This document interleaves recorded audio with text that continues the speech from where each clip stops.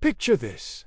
Somewhere between Tudor England and a parallel universe where history textbooks were written by very tired squirrels, King Henry VIII woke up with what he claimed was a divine revelation. His royal doctors, they blamed the eel pie he'd eaten at midnight.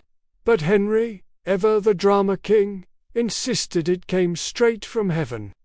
Wiping crumbs from his majestic beard, he boomed, "By royal decree, England shall henceforth adopt the most gloriously correct faith of all, Seventh-day Adventism."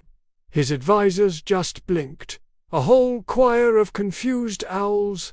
Thomas Cranmer, bless his heart, whispered, "Your Majesty, with all due respect, the Seventh-day Adventists, they don't exist yet." Henry just waved him off like a common fly. "Nonsense. If I say they exist, then they do. I am king. I create wives. I create churches. And now I create future Protestant subdenominations." And just like that, the great Tudor Sabbath crisis began. First came the pamphlets, flooding the streets of London. "Good yeomen of England, stop eating sausage on the Sabbath. Stop bowling on Saturday. Repent, or Henry will find you a new spouse." Parliament, already exhausted from inventing new reasons for the king's divorces, now had to pretend they knew what an Adventist was. The Archbishop of Canterbury, probably needing a very stiff drink, politely requested some clarification. So Henry, ever the theologian, drafted a new set of holy rules. He personally scribbled them in the margins of his favorite Tudor cookbook, right next to a recipe for roasted swan. The rules were simple. 1. Saturday is the Sabbath. That means no tournaments, no jousting, and absolutely no wife shopping. 2. No papists. That was an old rule, but still a crowd pleaser. 3. Prophecy is highly encouraged, especially if it predicts wonderful things about the king. And 4. The most important rule of all worship services must be followed by a potluck featuring at least one root vegetable. Carrots for salvation. So, the entire royal court was reluctantly pulled into the king's latest theological whim. They all gathered for the very first royal Sabbath potluck. Henry stood proudly at the head of the hall, wearing a fabulous new doublet embroidered with tiny golden 10 Commandments.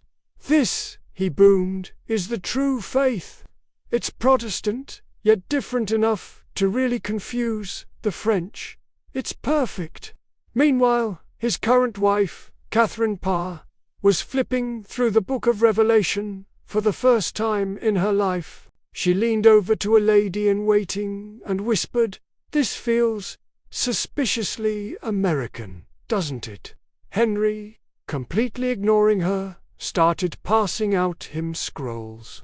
They were early drafts of a new song called "Onward Royal Advent Soldiers," which sounded suspiciously like a tavern drinking song, just played very, very slowly. Then someone made a bold suggestion. Perhaps they should invite a modest vegetarian prophetess to come and speak at court. Henry frowned, his brow furrowing. "Vegetarian? I respect faith, my good man, not madness. So, no vegetarians allowed." The potlucks, however, were a huge success.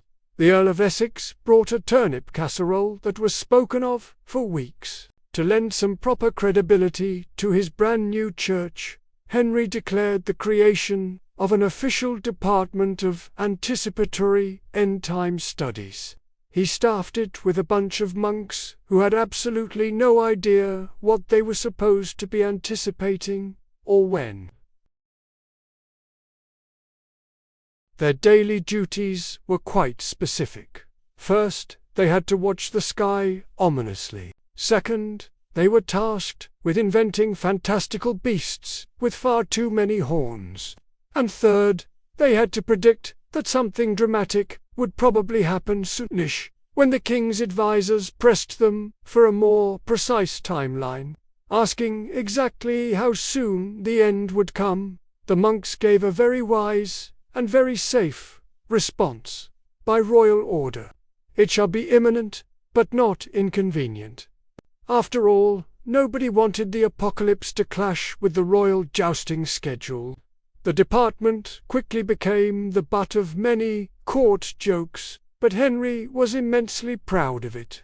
He saw it as the cutting edge of theological research. And so, King Henry VIII, a man dissatisfied with the Pope, dissatisfied with Martin Luther, dissatisfied with most of his wives and at least half of Europe, proudly forged a church that was centuries ahead of its time.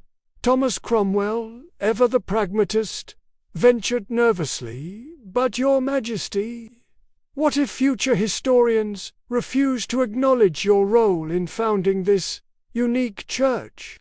Henry just smiled a serene, knowing smile.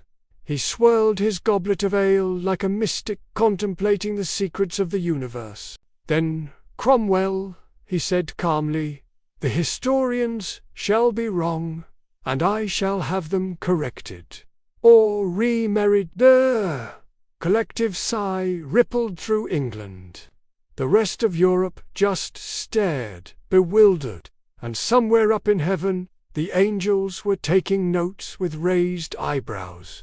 Finally, the king leaned back on his magnificent throne, took a hearty swig of his ale, and proclaimed for all to hear, "Let it be known throughout my kingdom, I have not merely broken with Rome, I have broken with chronology itself." And in that very moment, somewhere far, far in the future, a group of earnest church historians felt a sudden, inexplicable, and deeply uncomfortable shiver run down their spines. And that, my friends, is the entirely accurate and historically non-verifiable tale of how King Henry VIII, in a fit of post-steel pie inspiration, made Seventh-day Adventism the official Church of England.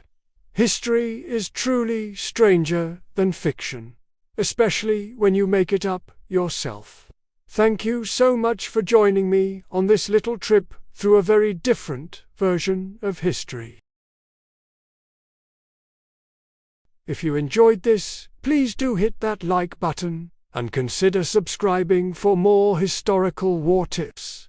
Let me know in the comments what other historical figures you'd like to see get a bizarre, anachronistic makeover. See you next time.